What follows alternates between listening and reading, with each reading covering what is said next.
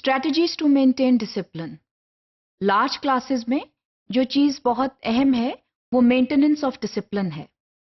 और डिसिप्लिन जो है वो बाज़ औक़ात बहुत ज़्यादा कॉम्प्रोमाइज़ और इफ़ेक्ट हो जाता है, क्योंकि इतने बड़े नंबर को संभालना टीचर के लिए बाज़ औक़ात मुश्किल हो जाता है।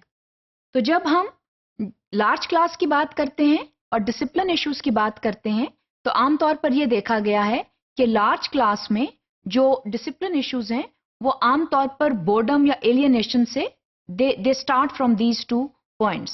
And students, they get bored because they can't understand the teacher, they do not know what is happening in the classroom, so they feel bored and hence alienated. And because of that, they may create classroom management issues. तो कोशिश ये करें कि ये वाला जो वक्त है, ये वाला जो स्टूडेंट के ऊपर एक छोटा सा एक दौर आता है, ये ना आए। अगर ये आता है तो फिर उससे नेचुरली डिसिप्लिन इश्यूज जो हैं वो हो जाते हैं।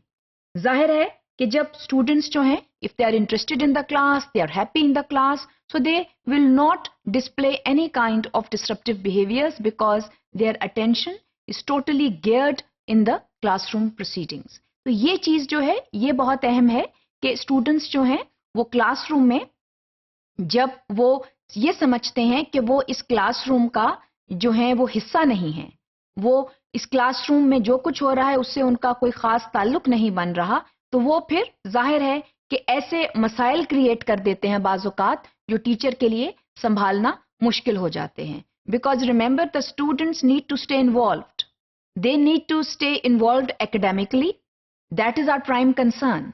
सो if they do not get involved academically, they still show their involvement in the classroom by displaying strange kinds of behaviors. तो मसला स्टूडेंट का ये होता है कि वो जो है वो जितना वक्त क्लास में बैठा है वो फुली इन्वॉल्वमेंट चाहता है। तो अगर एकेडमिक इन्वॉल्वमेंट नहीं हो रही तो फिर वो जो है वो बिहेवियरल साइड की तरफ आ जाता है और he or she wants to seek teachers' attention sometimes by displaying such kinds of behaviors which have negative consequences. तो ये जो है बात जो है वो बहुत अहम है। इसके लिए एक आसान तरीका ये है कि स्टूडेंट्स के साथ बैठकर रूल्स बनाएं, ऐसे कवानीन तश्कील दें स्टूडेंट्स की मदद से जो कि क्लासरूम में आपको लागू आप कर सकें। स्टूडेंट्स के साथ जब आप बनाएंगे, students again will get ownership of those rules. तो स्टूडेंट्स को आप ऐसे करें कि छोटे छोटे ग्रुप्स की शक्ल में बनाएं और उनको कहें कि आपके ख्याल में जो क्लासरूम में रूल्स होने चाहिए आप उनको जो है वो लिखें और फिर हम आपस में इनको शेयर करेंगे। जैसा कि आप इस तस्वीर में देख रहे हैं कि टीचर ने स्टूडेंट्स को ग्रुप्स की शक्ल में बिठा दिया है और ग्रुप्स की शक्ल में बिठाकर उनको ये कहा है कि आप अपने रूल्स खुद बनाएं। स्टूडेंट्स जो हैं they will take immense interest when they construct these rules because they know that these rules will be applicable on them, so they will be very very careful when they are framing rules. उसमें ये होगा कि ये जो rules हैं ये वो एक दूसरे के साथ शेयर करेंगे, एक दूसरे के साथ शेयर करके वो इन rules को कंफर्म करेंगे, क्योंकि बहरहाल rules की जो एप्लीकेशन है वो उनके ऊपर होनी है। तो इसलिए वो जो है इसमें बहुत केयरफुल होंगे और उसके बाद जब वो एक फाइनल कॉपी बना लेंगे rules की, तो then they have to adhere to those rules. That is very important because when you break a rule,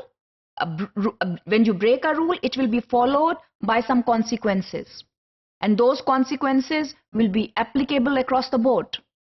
इस वजह से ये बात जो है ये कहना दुरुस्त होगी कि स्टूडेंट्स को कोशिश करें कि वो रूल्स जो हैं खुद बनाएं, रूल्स को खुद फाइनल करें आपकी मदद से, और उसके बाद जब आप उन रूल्स को अप्लाई करेंगे तो स्टूडेंट्स जो हैं वो आपसे ये नहीं कह सकेंगे कि ये रूल कहाँ से आ गया, क्योंकि रूल्स उन्होंने खुद बनाए होंगे। इसमें एक जो कैच पॉइंट है वो ये है कि once students make the rules, it will be very hard for them to break them because they have made those rules themselves, they have ownership in those rules and they will not break them. They will try their maximum to uphold those rules and to obey those rules. ये बहुत ज़रूरी है। और एक large class को जब आप face कर रहे होते हैं तो उसमें अगर आप ऐसी टेक्निक्स का इस्तेमाल करें तो उसमें आप डिसिप्लिन इश्यूज जो हैं उनको बहुत हद तक मैनेज कर लेते हैं।